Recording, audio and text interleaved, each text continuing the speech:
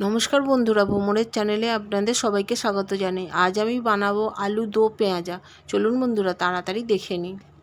প্রথমে বড় সাইজের দুটো আলুকে এইভাবে কেটে নেব।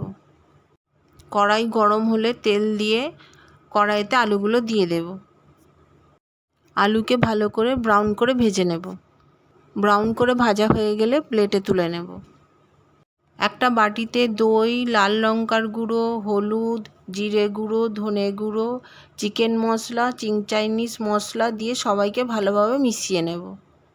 মশলা বানানোর জন্য কড়াইতে গোটা জিরে, তেজপাতা, বড় এলাচ, লবঙ্গ, গোলমরিচ দিয়ে সবাইকে অল্প ভেজে নেব। এরপর পেঁয়াজকে কড়াইতে দিয়ে ভালোভাবে ভেজে নেব। পেঁয়াজ ভাজা হয়ে গেলে আদা, রসুন, কাঁচা লঙ্কা, ধনেপাতার ডাঁটি, টমেটো দিয়ে আরও একটু ভেজে নেব। স্বাদ মতো নুন দিয়ে দেব। এরপর দইয়ের মিক্সচারটা কড়াইতে দিয়ে দেব। যতক্ষণ পর্যন্ত না মশলা থেকে তেল বেরোচ্ছে ততক্ষণ ভাজতে থাকব। ভালোভাবে ভাজা হয়ে গেলে মিক্সি জারেতে দিয়ে একটা পেস্ট বানিয়ে নেব। একই কড়াইতে তেল দিয়ে গোটা জিরেকে একটু ভেজে নিয়ে পেঁয়াজ, ক্যাপসিকাম, টমেটো দিয়ে অল্প একটু ভেজে নেব। অল্প নুন দিয়ে দেব।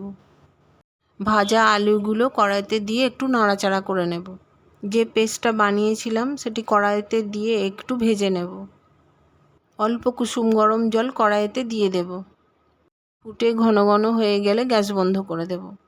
আপনারাও বানান আর আমাকে কমেন্ট করুন কেমন হয়েছে। লাইক, শেয়ার, সাবস্ক্রাইব করতে ভুলবেন না। আবার দেখা হবে নতুন কোনো রেসিপির সাথে। ততক্ষণ ভালো থাকুন, সুস্থ থাকুন।